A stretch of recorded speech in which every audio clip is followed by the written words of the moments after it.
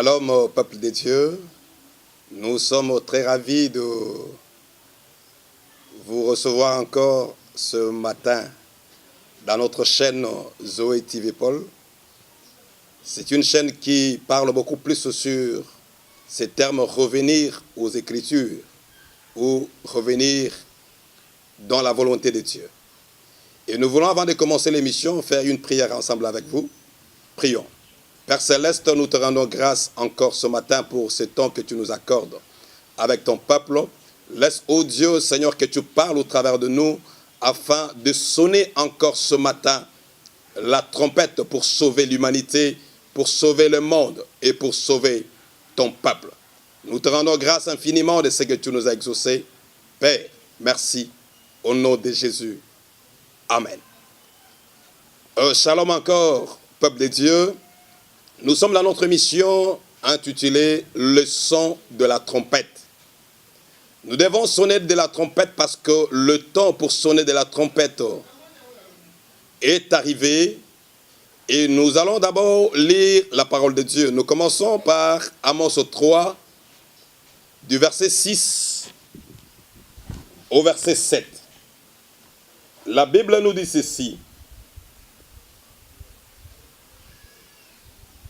La Bible nous dit ceci.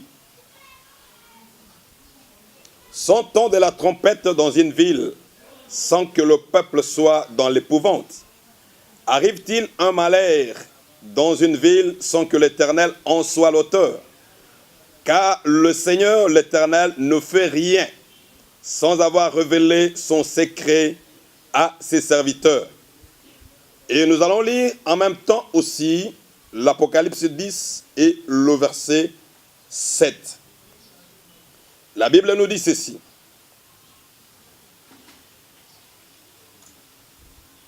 Mais qu'au jour de la voix du septième ange, quand il sonnerait de la trompette, le mystère de Dieu s'accomplirait, comme il l'a annoncé à ses serviteurs, le prophète. Il dit, au son de la voix du septième ange, quand il sonnera de la trompette, le mystère de Dieu sera accompli. C'est-à-dire, il y a des choses que Dieu continue à garder et que le temps est arrivé où Dieu veut révéler cela à l'humanité. Lorsque nous parlons de mystère, c'est en fait de vérité cachée qui devait être révélée. Et quelles sont ces choses que Dieu devrait en fait accomplir comme étant le mystère? Nous le voyons dans Ésaïe 46, le verset 10 au verset 13. Nous allons à tout moment lire les Écritures afin que la Bible parle d'elle-même. Dans Ésaïe, chapitre 46, le verset 10 au verset 13, la Bible nous dit ceci. J'annonce de le commencement ce qui doit arriver, et longtemps d'avance ce qui n'est pas encore accompli. J'ai dit, mes arrêts subsisteront et j'exécuterai toute ma volonté. C'est moi qui appelle de l'Orient un oiseau de proie, d'une terre lointaine, un homme, pour accomplir mes desseins. Je le dis et je le réaliserai, je l'ai conçu et je l'exécuterai. Écoutez, gens endurcis de cœur, l'ennemi de la droiture. Je vais approcher ma justice, elle n'est pas loin, et mon salut, elle ne tardera pas. Je mettrai le salut en Sion et ma gloire sur Israël. La Bible nous dit que Dieu, sa gloire, c'est en fait de cacher les choses. Et la gloire du roi, c'est en fait de les sonder. C'est-à-dire, il y a des choses que Dieu a cachées. Ces choses-là qui doivent être révélées. Il dit, ce sont des choses qu'il avait déjà déclarées de les temps anciens.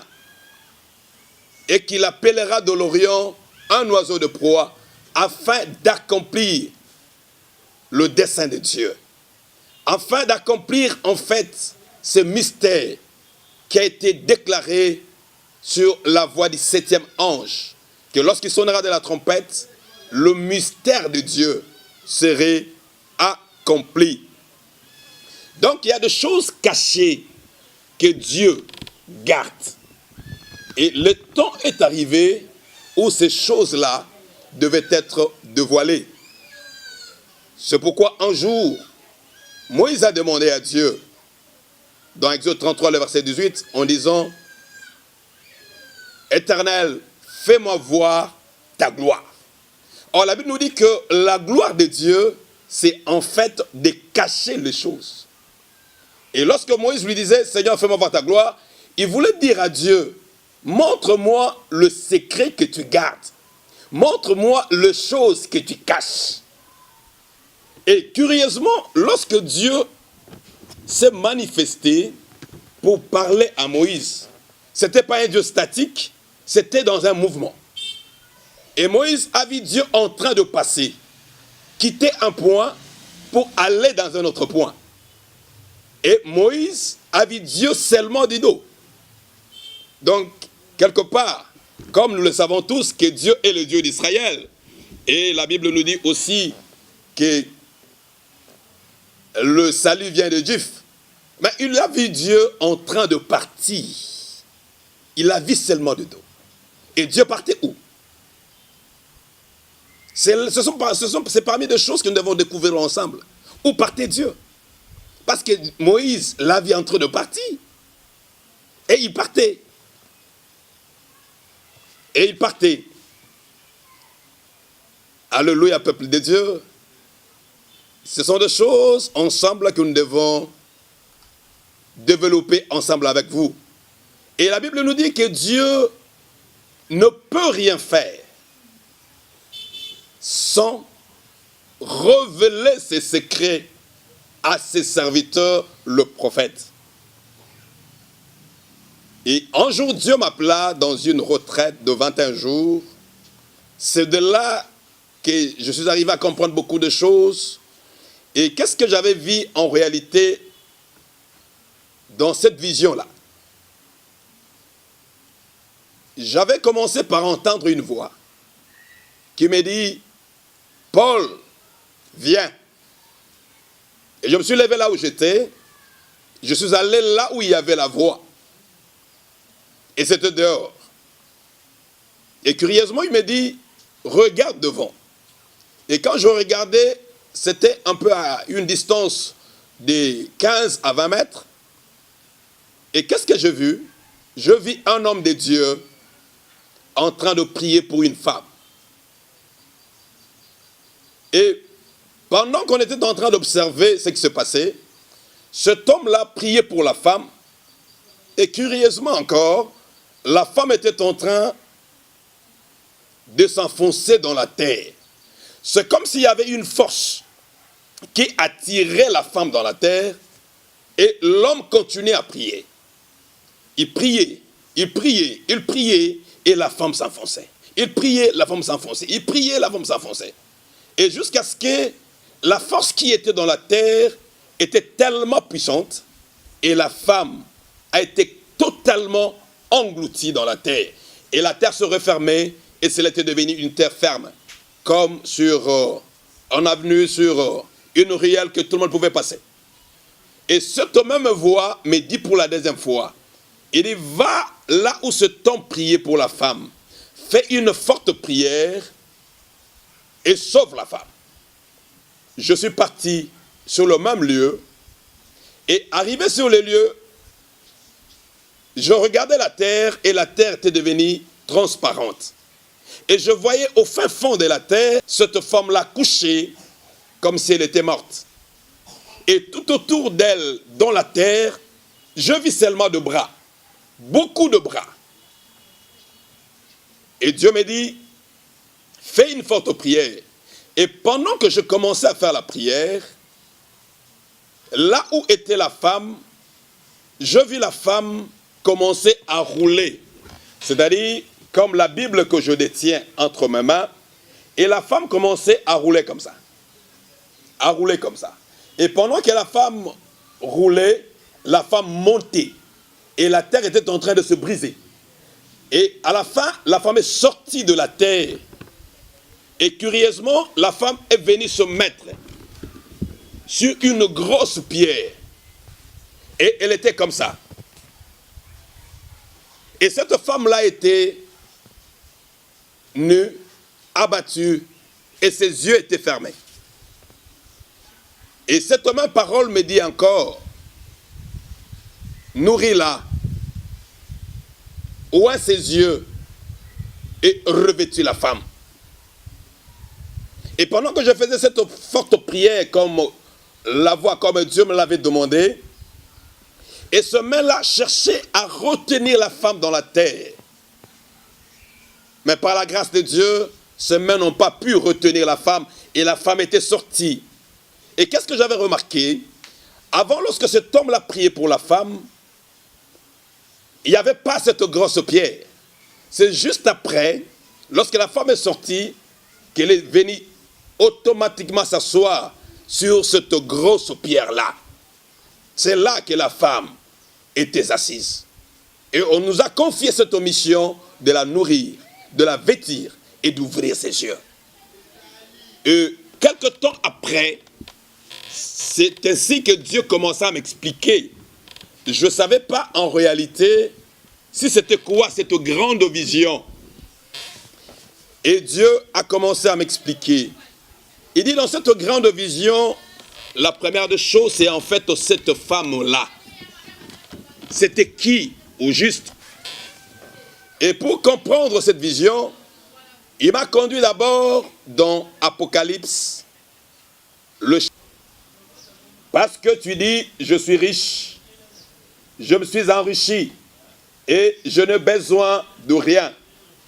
Et parce que tu ne sais pas que tu es malheureux, misérable et pauvre, aveugle et nu, je te conseille d'acheter de moi de l'or éprouvé par le feu, afin que tu deviennes riche, et de vêtements blancs, afin que tu sois vêtu, et que la honte de ta nudité ne paraisse pas, et un collier pour oindre tes yeux, afin que tu voies. C'est à partir de ce verset que je commençais à avoir l'idée sur ce que Dieu voulait me dire. Alors Dieu commençait à m'expliquer que la femme était premièrement le symbole de l'Église. Elle était aussi le symbole d'une ville, d'une nation.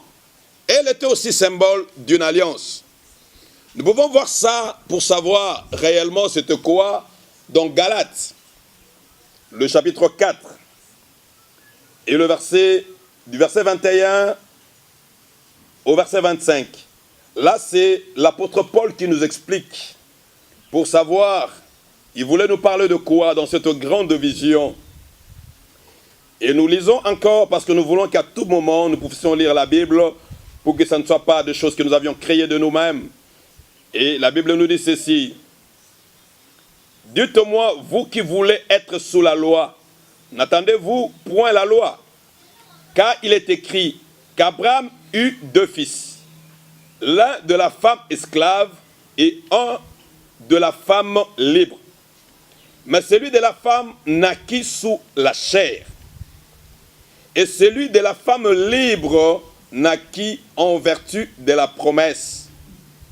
Ces choses sont allégoriques, car ces femmes sont 2 alliances. L'une de Mont Sinaï, enfantant pour la servitude, c'est Agar. Car Agar, c'est le mont Sinaï en Arabie, et elle correspond à la Jérusalem actuelle, qui est dans la servitude avec ses enfants. Mais la Jérusalem d'en haut est libre, c'est notre mère. Nous voyons ici, on nous parle de cette femme comme étant 2 alliances, où on nous parle de Jérusalem actuelle, qui existe, qui est en fait l'État d'Israël, et aussi de Jérusalem d'en haut. On nous dit que le Jérusalem actuel, qui est en fait issu de cette femme esclave, c'est en fait ce Jérusalem, ce peuple qui est en captivité, qui n'est pas un peuple libre. Alors le Jérusalem libre, c'est en fait le Jérusalem d'en haut, qui est en fait notre mère. Et c'est là où nous pouvons voir aussi une parole où Jésus dit, si le Fils de l'homme t'affranchit, tu seras réellement libre. Donc il y a un peuple qui n'est pas libre, qui devait être libéré. Et sur ce, lorsqu'on va encore plus loin, on s'est dit, mais en réalité, qu'est-ce qui se passe? Nous voyons ici, Paul nous parle de cette femme-là, qui pouvait symboliser deux peuples, qui est le Jérusalem actuel et le Jérusalem d'en haut. Et cela nous pousse à revenir encore dans les Écritures pour voir en réalité qu'est-ce qui se passe et ce quoi. Nous remarquons que dans Genèse 13, où Dieu était en train de parler à Abraham, il lui dit, Abraham, tu as un peuple. Nous pouvons lire ça dans Genèse 13, des 15 au verset 16, pour que nous soyons vraiment bien fixés, parce que la parole doit parler, et nous devons comprendre ensemble avec vous qu'il y a des choses qui doivent s'accomplir, et nous sentons aussi que le temps est arrivé où ces choses devraient s'accomplir. Et la Bible nous dit ceci, car tout le pays que tu vois, je le donnerai à toi et à ta postérité pour toujours. Je rendrai ta postérité comme la poussière de la terre, en sorte que si quelqu'un peut compter la poussière de la terre, ta postérité aussi sera comptée. Là, Dieu parlait à Israël, il parlait à Abraham, en lui disant que ta postérité, en fait ton peuple, serait d'abord ce peuple-là qui est la poussière de la terre. Et là, nous voyons qu'il parlait d'une alliance ou d'une promesse de la possession de la terre. Il dit, ça sera en fait ton peuple. Et si quelqu'un pouvait compter la poussière de la terre, il saura aussi compter ton peuple. Et nous pouvons voir aussi plus loin, il parle encore d'une autre chose. Dans Genèse 15, du 1er jusqu'au 6e verset, il dit ceci. Après ces événements, la parole de l'Éternel fit adresser à Abraham dans une vision. Il dit, Abraham, ne crains point, je suis ton bouclier, et ta récompense sera très grande. Abraham répondit, mais Seigneur, que me donneras-tu? Je m'en vais sans enfant, et le rituel de ma maison, c'est Eliezer de Damas. Et Abraham dit, voici, tu ne m'as pas donné de postérité, et celui qui est né dans ma maison sera mon héritier. Alors la parole de l'Éternel lui fit adresser ainsi. Ce n'est pas lui qui sera ton héritier, mais c'est celui qui sortira de tes entrailles qui sera ton héritier. Un jour, on parlera des entrailles. Après l'avoir conduit dehors, il dit, regarde vers le ciel et compte les étoiles. Si tu peux les compter, il lui dit, telle sera ta postérité.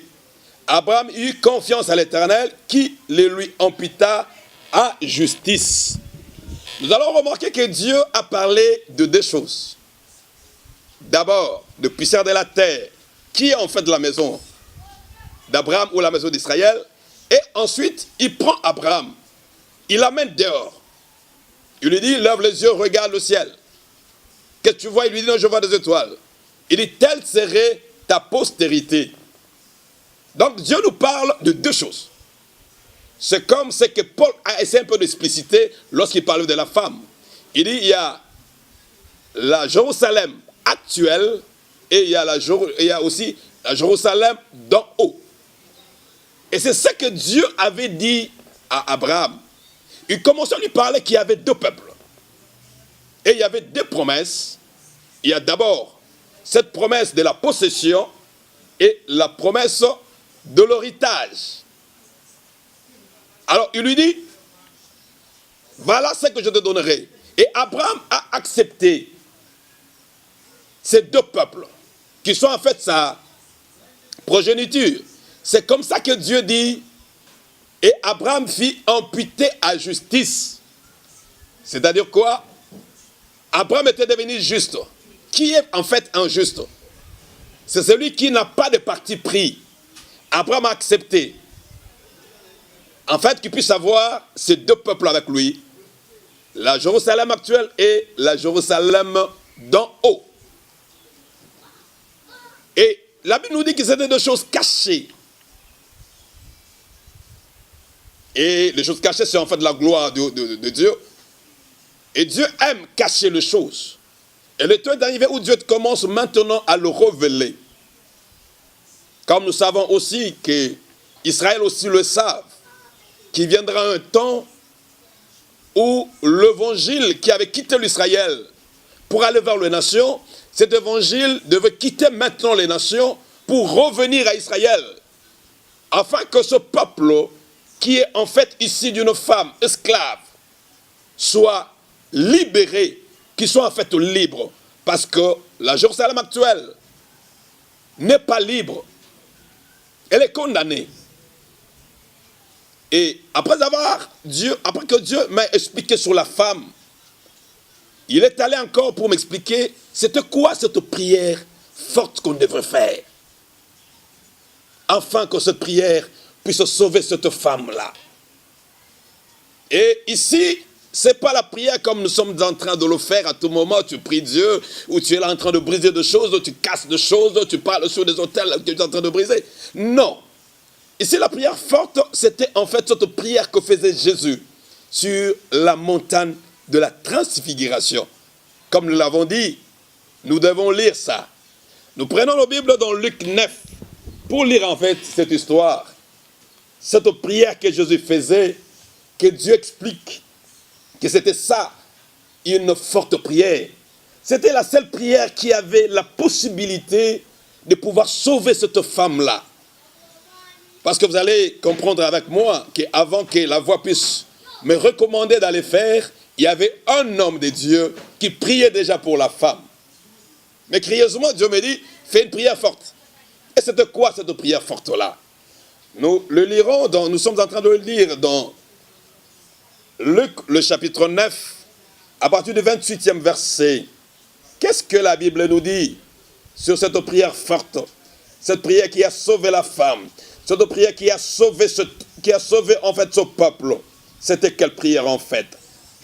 Environ 8 jours après qu'il lui dit ces paroles, Jésus prit avec lui Pierre, Jean et Jacques et ils montant sur la montagne pour prier. Pendant qu'il priait, l'aspect de son visage changea et son vêtement devint d'une éclatante blancheur. Et voici deux hommes s'étaient nés avec lui. C'était Moïse et c'était Élie.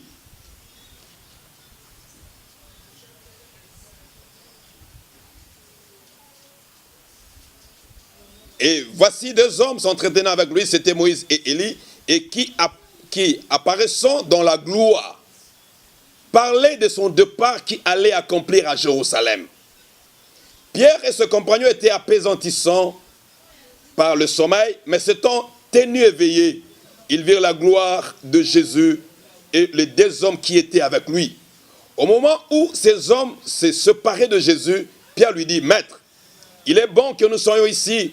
Dressons 3 tentes, une pour toi, une pour Moïse, une pour Élie. » Et il ne savait ce qu'il disait. Comme il parlait ainsi, une nuée vint le couvrir et les disciples furent saisis de frayeur et le voyant entrer dans la nuée. Pendant que Pierre demandait qu'on puisse bâtir 3 tentes pour Moïse, pour Élie et pour Jésus, et du coup, la nuée est venue pour les couvrir tous. Et ensuite, une voix fit entendre du ciel. Celui-ci est mon fils, bien-aimé, en qui j'ai mis mon affection. Cette parole a été définie dans Matthieu. Et nous voulons vous expliquer qu'est-ce qui s'est passé ce jour-là. Et Dieu voulait expliquer aussi au monde ce qui était cette prière forte que Jésus était en train de faire. C'est cette prière forte qui a attiré Moïse et Élie. Moïse, c'est en fait la loi, et Élie, c'est en fait le prophète. Parce qu'Israël croyait Moïse et à Élie comme étant le prophète, et à Moïse comme étant le maître de la loi. Et Dieu a effacé tous les deux pour laisser Jésus.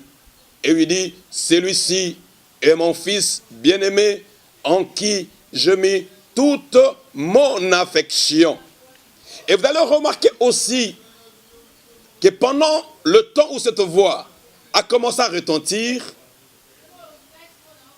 le disciple qui était là, ils ont eu la frayeur. Et cette frayeur-là, c'est la même frayeur qu'avait eu Abraham lorsque Dieu lui parle de l'héritage qu'il devait recevoir. Et vous allez aussi remarquer dans ces récits que nous venons de lire, lorsque Pierre disait que non, on devait mettre de tente. Et la Bible dit, il ne savait pas ce qu'il disait. Il voulait que ce soit Jésus, Moïse et Élie, qui soient là, qu'il reste en Israël. Et la Bible dit, il ne savait pas ce qu'il disait. Et du coup, la frayeur est arrivée. Or, ce sont des choses que Dieu avait dit à Abraham lorsqu'il dit, je te donnerai les étoiles du ciel. Abraham a dit, bon, ok, tout ce que tu as dit, tu ne m'as donné de promesses, mais comment je saurai que cela va s'accomplir?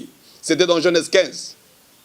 Et Dieu lui dit, donne-moi l'offrande. En fait, il a commencé par demander une génisse de 3 ans. Il demande une chèvre de 3 ans. Il demande un bélier de 3 ans. Il demande la tourterelle. Il demande aussi l'oiseau. Et pourquoi seulement de 3 ans, de 3 ans? Ces choses, on va l'expliquer dans d'autres séances. Parce que devant Dieu, tout ce que Dieu dit a de signification. Parce que la parole, on doit la sonder. La Bible est comme un livre codé qu'il faut décoder, comprendre la pensée de Dieu. C'est au travers, c'est en ce moment-là qu'Abraham, après avoir déchiré ses animaux, et un oiseau de proie venait, ou les oiseaux de proie venaient, pour pouvoir se battre sur cette offrande-là, pour partager en fait. Et la Bible dit, Abraham se réveilla et le chassa. Et du coup, Dieu fit tomber Abraham dans un profond sommeil. Et c'est en ce moment-là que Dieu punit le peuple d'Israël. Il dit, ton peuple sera en captivité pendant 400 ans. Entre le mains d'un peuple, et ce peuple-là va se servir de mon peuple. Pourquoi Dieu pouvait punir Israël? C'était en ce moment-là. Qu'est-ce qu'Israël avait fait? Pour qu'on l'amène en captivité pendant 400 ans. C'était parce qu'Abraham avait refusé que les oiseaux de proie viennent partager l'offrande qui était là. Or, Dieu avait dit à Abraham, comme il avait accepté ces deux peuples, qu'Abraham était imputé à justice. Et par la suite, Abraham chassa encore. Parce qu'Israël voulait que Dieu soit uniquement pour eux. Or, c'est pas ce que Dieu avait dit. Et nous allons vous expliquer aussi, c'est quoi en fait les oiseaux de proie qu'Abraham avait chassé. Et ce qui a poussé Dieu à punir Israël. Parce que dans le départ, Dieu avait dit à Abraham que toutes les nations de la terre seront bénies en toi. Et quand les nations de la terre viennent pour être bénies, et Abraham le chassa. Et là, Dieu s'est fâché. Et lorsque nous allons lire dans Matthieu 6, 33, où la Bible dit, cherchez premièrement le royaume des cieux et la justice de Dieu, et tout le reste vous serez donné par surcroît. Cette parole n'est pas c'est pas une parole pour les nations, c'est une parole pour Israël. C'est à Israël de chercher en fait le royaume. Ça c'est un. Deuxièmement, la justice de Dieu. C'est quoi en fait la justice de Dieu? Nous avions dit dans le départ que la justice, celui qui est juste, c'est celui qui ne fait pas le séparatisme. C'est-à-dire, c'est la personne qui est au milieu, qui ne choisit pas une partie et refuse l'autre. Et c'est comme ça que tout a commencé. Et lorsque nous parlons en fait des oiseaux de proie qu'Abraham a chassés, c'était quoi au juste? Lorsque nous allons lire encore dans Ésaïe 46, nous allons comprendre. Dans Ésaïe 46, nous allons comprendre ce que Dieu voulait dire en parlant des oiseaux de proie, c'est qu'il lui a donné la colère pour qu'il puisse punir Israël pendant 400 ans. Parce que selon Dieu, il y avait deux peuples. le Jérusalem actuel et le Jérusalem d'en haut. C'est de ces deux peuples que Dieu avait dit à Abraham. Or, aujourd'hui, ces choses n'ont pas été enseignées, mais le temps est arrivé où Dieu est en train de parler à son peuple dans ce temps de la fin, parce que l'heure est arrivée où Dieu accomplit ce qu'il veut accomplir. Mais écoutez ce que Dieu dit dans Ésaïe 46, à partir du 8e verset, il dit ceci. « Souvenez-vous de ces choses, et soyez des hommes, pécheurs rentrés en vous-même. Souvenez-vous de ce qui s'est passé dès le temps ancien, car je suis Dieu, et il n'y a point d'autre. Je suis Dieu, et nul n'est semblable à moi.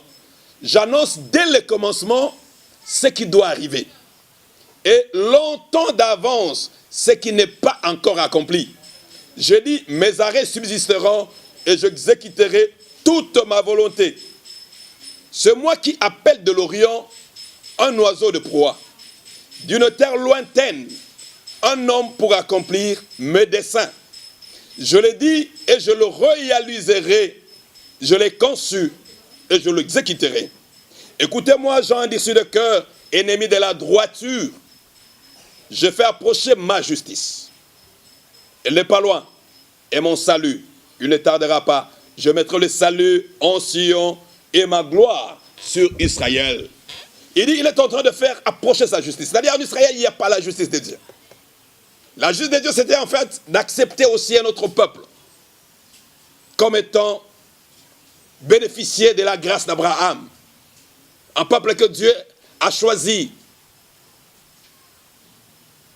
Et Dieu dit, il est en train d'approcher sa justice afin de remettre la gloire à Israël, afin que son salut vienne. Et la gloire et le salut d'Israël viendra lorsque cet oiseau de proie que Dieu a choisi quittera l'Orient pour aller sauver Israël. Il dit, c'est moi qui ai fait, et ce que je dis, je l'accomplirai. Or, dans la vision d'Abraham, lorsque cet oiseau est venu, Abraham l'a chassé.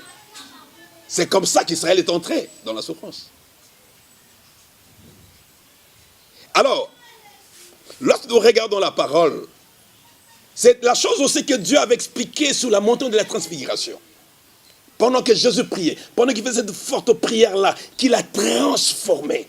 Ce n'était pas une prière normale. Vous allez remarquer que pendant ce temps, lorsque Moïse et Élie sont arrivés, la Bible dit, ils s'entretenaient. Ils étaient en train de parler ensemble. Ils disaient quoi? Or, cette prière-là n'est rien d'autre qu'un message. Que Jésus s'entretenait avec Moïse et Élie. Que le peuple n'avait pas compris, surtout Pierre qui n'avait pas compris. Parce que lui avait reçu la mission, en fait, de parler au peuple de Dieu, en fait, à Israël, qui est ce Jérusalem actuel. Et Paul avait reçu le message d'ailleurs. Et sur ce, cette même frayeur était arrivée parce que Dieu voulait leur expliquer autre chose. Qu'il y avait un peuple qu'il fallait sauver. Il y avait un peuple que Dieu appelle les exilés, qui devait revenir. Cette race d'en haut, ce Jérusalem d'en haut, que Dieu était en train d'expliquer. Et à la fin, qu'est-ce que Dieu a dit? Il dit, c'est mon fils, en qui je mets toute mon affection, écoutez-le. C'est-à-dire, sur cette prière de la montagne de transfiguration, il y avait un message que le monde devait écouter. Un message que le monde devait écouter. Et c'est un grand message dans notre temps actuel. Ici, lorsqu'on parle à qui je mets mon affection, ce n'est pas de l'amour sentimental que Dieu expliquait. C'est en fait le secret qui était caché. Lorsque nous regardons dans Juge 16, le verset 15, où Dalila disait à Samson, il dit, tu me dis que tu m'aimes. Mais si réellement tu m'aimes, montre-moi ton secret. C'est-à-dire, lorsqu'on parle de l'amour, on veut en fait vivre le secret de Dieu. Montre-moi d'où vient ta grande force. D'où vient ta grande force? Montre-moi d'où vient ta grande force. Tu me dis que tu m'aimes. C'est-à-dire, lorsqu'on parle de l'amour ici, c'est pour révéler ce que Dieu cache. Alléluia, peuple de Dieu. Et ces choses, c'était des choses que Jésus entretenait avec Moïse. à la fin, Moïse n'était plus et Élie n'était plus. Les gens devaient écouter Jésus. Mais lorsque nous regardons aujourd'hui Israël, on se rend compte qu'il y a seulement 2% de gens en Israël qui croient à Jésus. 2% seulement. Et ces gens-là n'ont pas voulu écouter Jésus. Or, ils continuent à écouter Moïse avec le Torah, qui est en fait le 5 livres de Moïse. Ils sont là, en train de croire à Élie le prophète. Or, le temps est arrivé où les choses devaient changer. Le temps est arrivé où les gens doivent écouter une prière forte qui est en fait un message. Ce n'est pas la prière comme nous avons l'habitude de le penser. Et la troisième chose, il m'expliqua sur la terre. Il dit que cette terre-là, c'est en fait Israël. La postérité serait la poussière de la terre. Même lorsque tu lis dans Deutéronome 22, le 32, le verset 1, la Bible dit « Terre, terre, écoute la parole de l'Éternel. » On ne parle pas de la terre physique comme étant la superficie, on parle d'un peuple qui est en fait Israël. C'est en fait cette terre-là où on devait sauver la femme. Et je crois que les téléspectateurs sont en train de me suivre de près. Et il y aura des choses que nous allons commencer à ouvrir au fur et à mesure. Jusque-là, j'explique seulement la vision que Dieu m'avait donnée et comment il expliquait cette vision-là, que cette femme-là, c'était en fait Israël, c'était en fait Jérusalem, c'était en fait un peuple qu'il fallait sauver. Qu'il fallait qu'il sorte de la terre. Il fallait le retirer par rapport aux mains qui le détenaient. Et nous pouvons peut-être continuer la fois prochaine. Mais tout ce que nous savons, la femme était sortie de la terre et la femme était venue s'asseoir au-dessus d'une grosse pierre qui est en fait Jésus. Nous devons faire asseoir cette femme-là qui jusqu'à aujourd'hui ne croit pas à Jésus, qui jusqu'à aujourd'hui continue à croire à Moïse, qui jusqu'à aujourd'hui continue à croire à Élisée. Or, Dieu les a déjà enlevés. Et il y avait seulement Jésus qui est resté, qui est en fait le lit de Dieu, qui est en fait cet enfant que Dieu a tant aimé, à qui Dieu a donné toute son affection, qui est en fait le secret, la connaissance. Parce que la Bible dit, Jésus est le trésor de la connaissance cachée. Aujourd'hui, les gens croient Jésus seulement comme étant celui qui donne le voyage, le mariage, etc., etc. Or, lorsque nous regardons sur la terre, nous remarquons que même nos parents qui ne connaissaient pas Jésus, ils se sont mariés, ils travaillaient, etc., etc. Or, on ne devait pas connaître Jésus uniquement dans cet angle-là. Parce que quelque part, la Bible parle qu'il y a ici celui qui est plus grand que Salomon. Or, Salomon, c'était quoi? Salomon, c'était qui? C'était en fait le trésor de la sagesse, la connaissance, l'homme que Dieu avait enfoui de la sagesse multipliée. Alors lorsqu'on parle de Jésus, il dit, il est plus que Salomon. C'est là où nous devons connaître beaucoup de choses, parce que la Bible s'interprète par elle-même. Il est temps de pouvoir écouter le son de la trompette. Nous allons entrer par la suite sur ce verset de Amos 3, 6 à 7, qui dit, est-ce que pourront tous sonner de la trompette et que le peuple reste sans être épouvanté, et que le malheur, si ça arrive dans une ville, il n'y a que Dieu qui en est l'auteur, et il y a des secrets que Dieu cache, parce qu'il ne peut rien faire sans révéler ses secrets à ce prophète. Et si vous serez toujours fidèle à cette chaîne, vous allez écouter le son de la trompette. C'est cet homme du 7e âge, du 7e ange, qui sonne de la trompette. Et il y a des gens qui disent des fois que l'ange qui a sonné de la trompette pour que le mystère de Dieu soit dévoilé, et il y a d'autres qui disent que non, c'est le révérend frère Branham qui a sonné de la trompette, afin de décortiquer le mystère de Dieu, afin d'accomplir le mystère de Dieu. Or, lorsque nous allons suivre de près cet homme, qui est le frère Branham, un homme que je respecte beaucoup, lui a parlé d'une autre personne qui viendrait après lui. Dans plusieurs de ses interventions, lui reconnaît la parole de Dieu qu'il y aura quelqu'un d'autre qui viendra. Quelque part, on l'appelle aussi l'Élie qui devait venir. Lorsque nous regardons la Bible, nous voyons que la Bible nous parle de l'Élie qui devait venir, qui était en fait Jean-Baptiste. Et lorsque les gens appellent le frère Branham comme étant l'Élie qui devait venir, ils n'ont pas aussi tort. Parce que cet Élie-là qui devait venir, devait faire le rôle du Jean-Baptiste, quel était son rôle en fait? C'était de frayer le chemin de Christ. Or, lorsque nous regardons les écrits de Frère Branham, nous voyons quelque part où il a dit que lorsque cet homme-là viendra, lui, le Frère Branham, n'a fait que rassembler le peuple. Il a préparé le terrain, que cet homme-là remarquable puisse venir. Et lui appelle cet homme-là la seconde venue de l'Élysée. Et nous croyons que ce sont de bonnes choses que le monde doit entendre. Que Dieu vous bénisse. Que Dieu vous soit favorable. Merci. Maranatha!